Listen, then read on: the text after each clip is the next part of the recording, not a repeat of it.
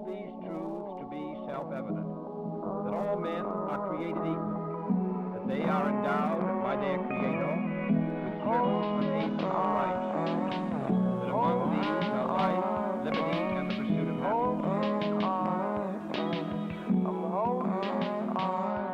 Hello, and welcome back to another episode of Just Law Podcast. We are in Mental Health March, and today we have a very special guest, one of my friends. We have Becca Langsam. I'm so excited to be here and to share all my self-care tips. To peel behind the curtain, Lea did call me a self-care queen in preparation for this podcast. So I really take that title really with honor. You are. I also consider myself a self-care queen. I do practice self-care Sunday every week. Kylie Skin face mask. I sit in my robe for a half hour and don't think about anything.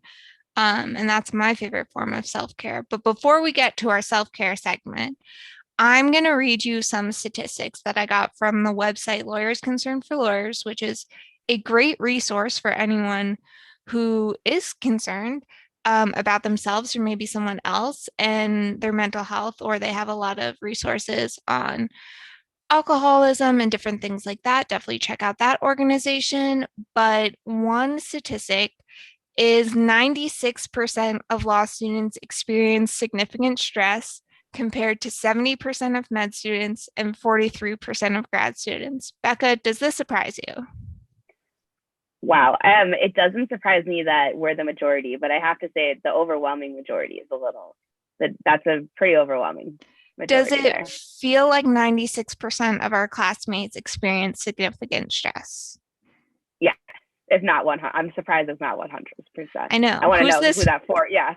Yeah. Who has experienced no stress? What are they doing? Maybe they're the real self-care queens we should be talking to. Maybe they should be on your podcast. Sorry, guys, I experience stress. I'm part of the 96%. But I think that's important because sometimes you do see people and they seem like they're going through law school carefree. And we know from talking to them, maybe getting a little deeper, that they aren't. But it can be tough to navigate law school seemingly alone. No, definitely. And so my next statistic is for you is with rates of depression at the end of the first semester of law school are approximately 4 times higher than that of the general population. So 27% of people in law school at the end of their first semester report feeling depressed, whereas 7% of the general population. It doesn't surprise me at all. No, not at all. If you're listening to this and have gone through 1L, then you're like, I get it. And if you're listening to this and haven't, it's not a reason not to do it, but it is really hard. And we'll talk more about the sort of mental and emotional toll that it takes. When they say law school is hard work, I think this is the side that in some ways like makes us all together, because we all were experiencing that depression together, but it's definitely not fun or something we should necessarily perpetuate. Yeah, and we can go into talking about that now and kind of talking about the stress that we personally feel, where it comes from, and how we deal with it. So if you want to start and kind of say, what were you surprised about maybe coming to law school that was stressful, and what didn't surprise you? Yeah, so it shouldn't surprise a lot of people that I came to law school with anxiety, and that a lot of things in the law school environment made it worse.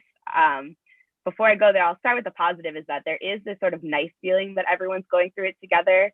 Mm-hmm. Everyone's sort of stressed in their own way, but that can be really, really hard because everyone's handling, the stress of being just brutally compared to your classmates, learning, and everyone's coming from different backgrounds. So someone may be coming from a law firm, you may be coming straight through from college in a discipline so unrelated to law that you just feel like you're bringing all this stuff into the room. And not to mention, there's just so much pressure to think about careers and to think about where you are in comparison to other people, that stress in that law school environment just sort of tends to build and just snowball. Yeah, I know that when I came in, I was not used to being compared to my classmates. I was a communications major. I just kind of rolled through college doing my own thing, rarely had a study group, and did pretty well. And I came here and everything is what's everyone else doing. And I was really not used to comparing myself to other people. Yeah. And just like not used to also like methods of success and habits. I think something that was hard for me this like the first few months is, I would want to leave the library and you're leaving the library and there are people in there who are going to be there all night. And I am just like, I have pulled one all-nighter in my entire life and it was like not by choice. So that's just not the way I work. And it sounds crazy, but I had like anxiety leaving the library because I was like, am I not studying enough? Am I, is this extra hour that they're going to be that extra push? And that type of thinking, like coming at you from the other side is just like so not helpful. No, not at all. Yeah. So we've gotten there. It takes a while to be a queen. You got to work there. But like I had to learn, what was successful for me. And it was hard because I would look at successful students or what people I perceived to be successful, whether that was because they had the right answers in class or I, through the grapevine had heard that they got a good grade in a class. And I would be like, should I model their behavior? But that was like that sort of ultra comparison was really harmful for my self-esteem. And yeah, I had to step away from that to get like much more grounded in my law school experience. And it was work. And it's like, I am grateful that I did it. And I'm grateful like friends, find like peers among you is like huge in that process. Yeah, I know back when we were in the library, you and I would have time where we would go get a coffee or something like that, where it'd be like in half an hour, we're going to focus for that time, and then we're going to get a coffee and we're not going to talk about school. We're going to talk about the Kardashians or something, that is so far away from civil procedure. And I always found that super helpful. And yeah. Or getting off campus for 20 minutes, something like that. But you said something that I think is important, which is all-nighters. They work for some people, so great for them. You and I, we like to sleep. Yeah, so like Lea and I I feel like ostracized for this because I feel like it's not common in law school.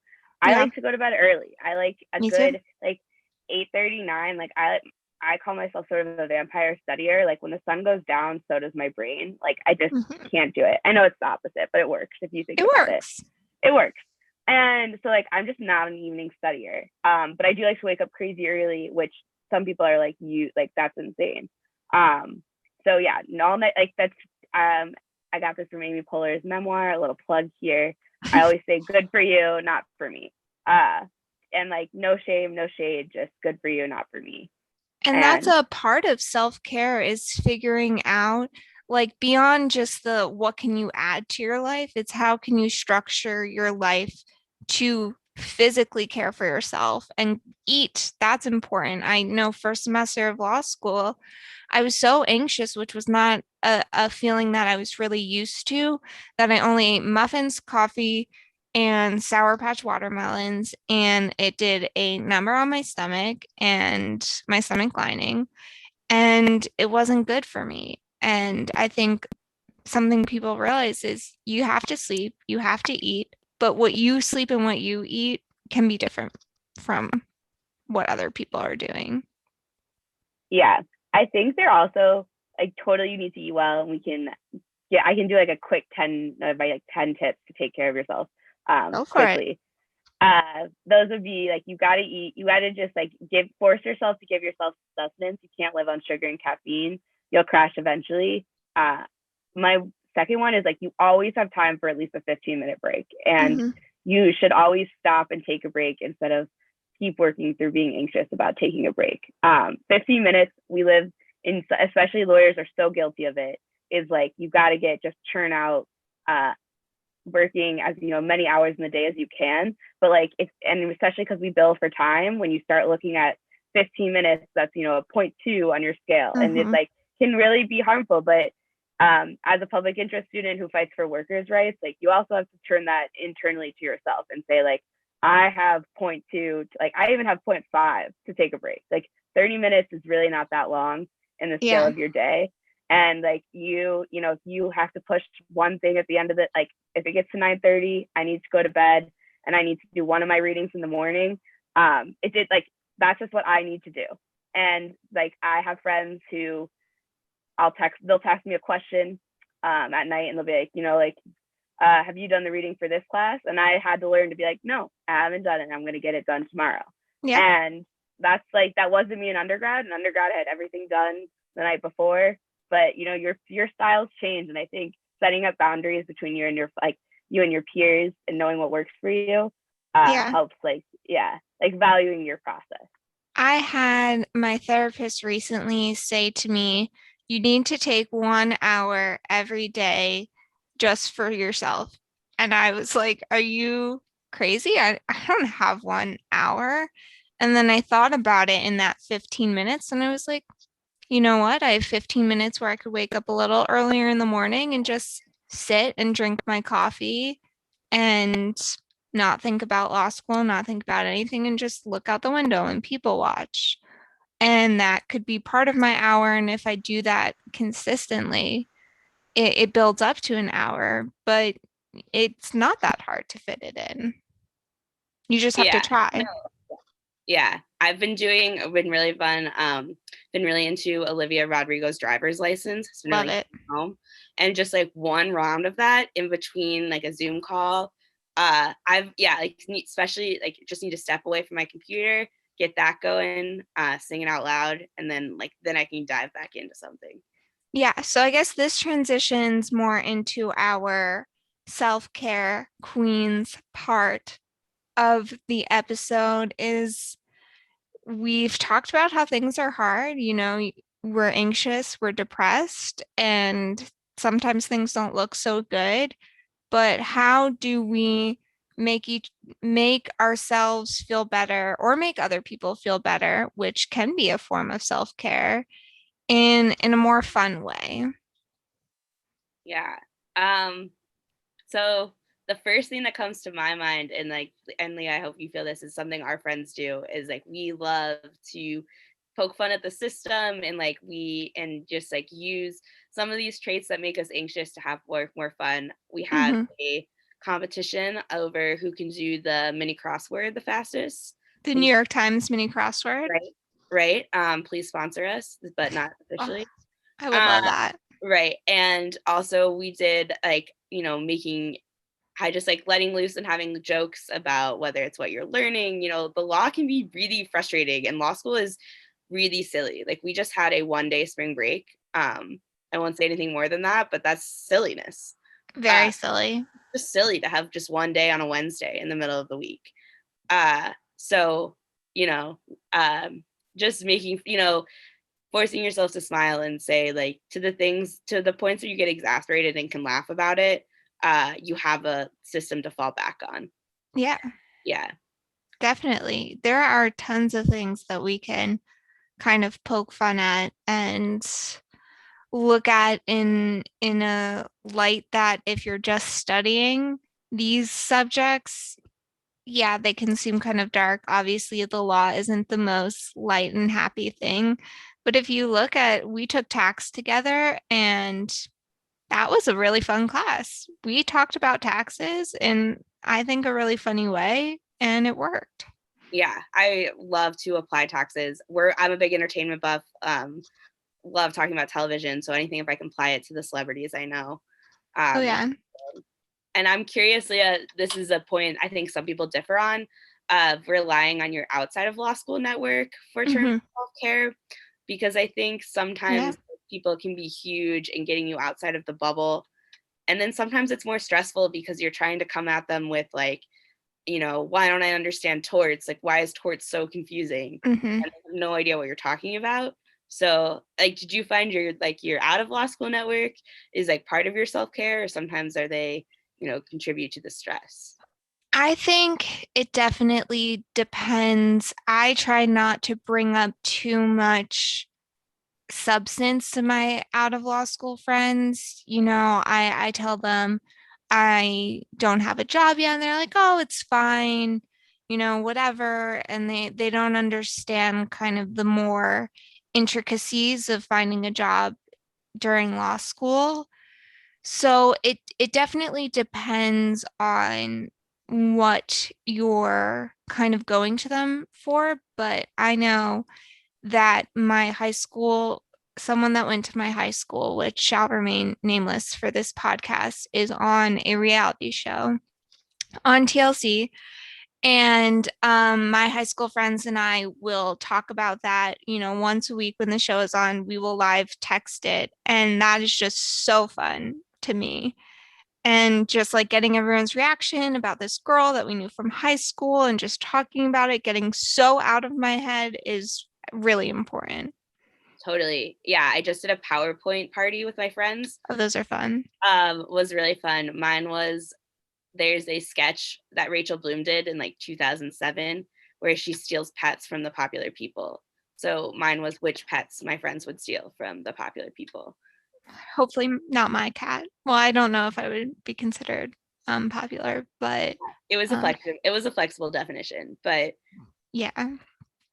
But yeah, and that reminds me of my other self-care is also my job that I have outside of law school, which is walking dogs. So yeah.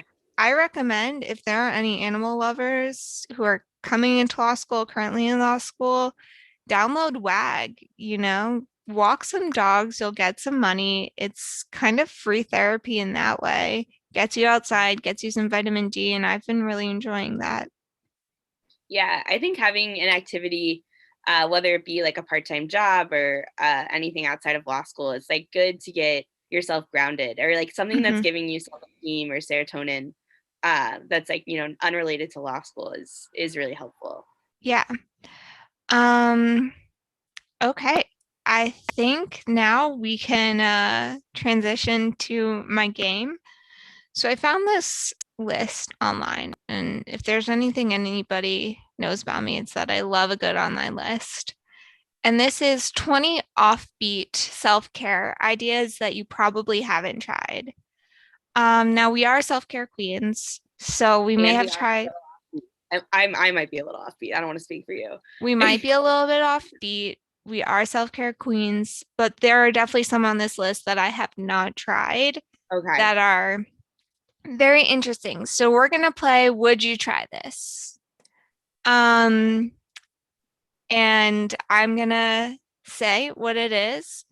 And then some of them are pretty normal and some of them are a little weirder. So, or have you tried this? Would you try this or have you tried this? Okay.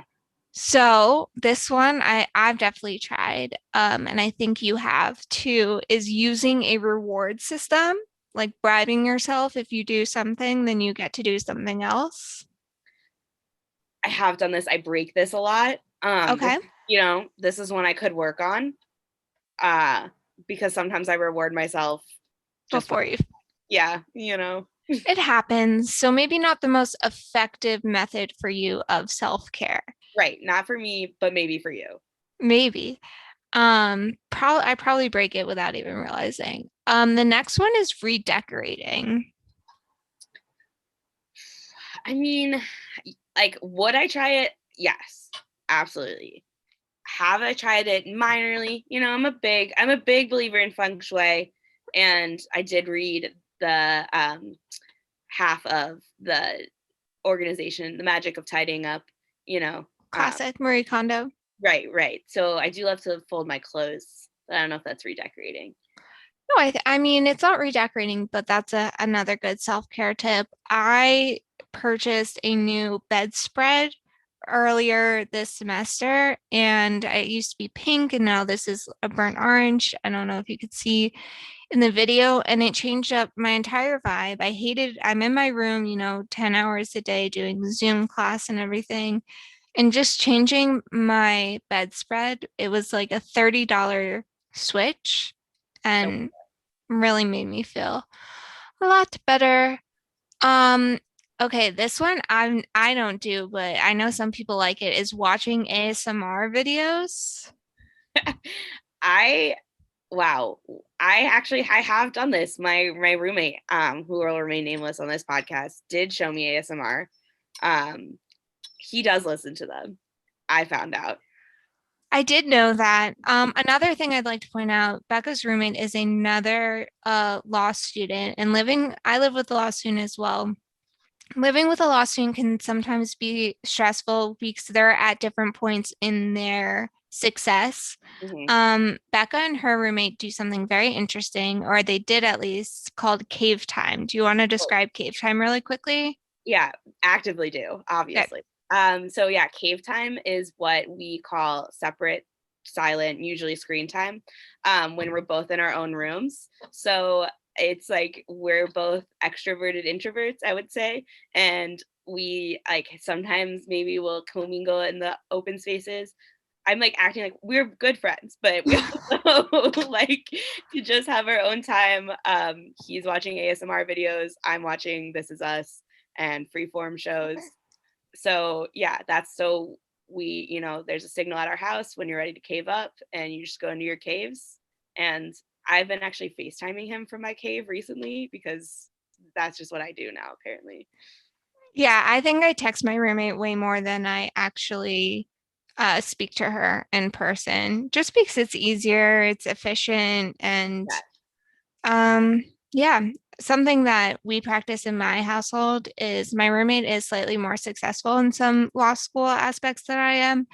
And I don't know if she gave me express permission or just by her actions, but I'm allowed to kind of make fun of her about it. So she has a job, I don't. So I'm allowed to say something like, well, you have to buy the paper towels because you have a job and I don't, and I don't want to leave the house. And I pay for the paper towels, of course, but I think that's just like another thing of putting humor where, it might otherwise be not a fun situation. Okay, this one is weird. Squeezing ice cubes. Now I want to try it. I mean, I'm a big ice gal, love a good iced water. Yeah. Have I ever squeezed an ice cube for self-care? No. This person says that it's a very interesting sensation. I don't know that, I think it's kind of like the people who like, I don't know, paintball, things that I look at where I'm like, it sounds painful. Right. So that is definitely offbeat. Um, the next one, I told you they get kind of weirder, is playing with sound volume. So the person who submitted this says that it's a grounding method. When you feel really anxious, you go up 2 clicks on your volume when you're listening to something, and then down 3, and then up 2, and then down 3, and it can ground you and make you feel more balanced. See, I thought I was doing that because I'm hard of hearing. Maybe I've tricked myself into thinking that that was helping my anxiety and I was grounding myself. Just naturally. That's kind of impressive.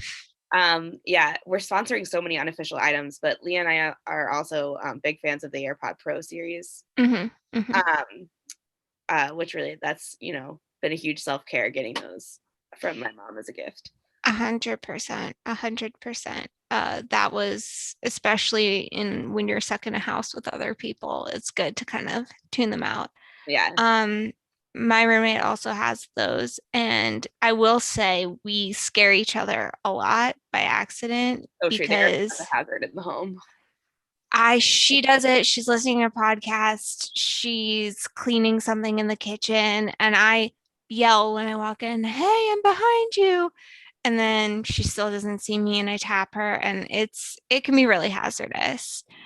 This next one, I don't have the funds for right now, but I would love to do it. I dream about it. I daydream about it. I night dream about it. Staying overnight at a nearby hotel.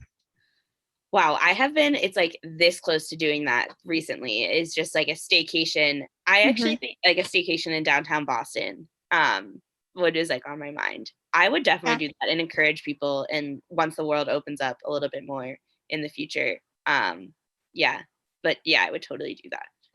Yeah, I was just talking to someone recently about my favorite thing to do is to get to a hotel room like after you've been traveling and shower Oh yeah, and use like products you've never used before and just like get kicked in shower. that free robe they give you, and yeah, Yeah, someone once ruined it for me. They're like, "Why do you want to be in like someone else's cloth?" And and they just really they yucked my yum. I told them how much I loved hotel showering and putting on that robe, but it's that's just hair shaming, and we don't do that here. we don't self-care shame.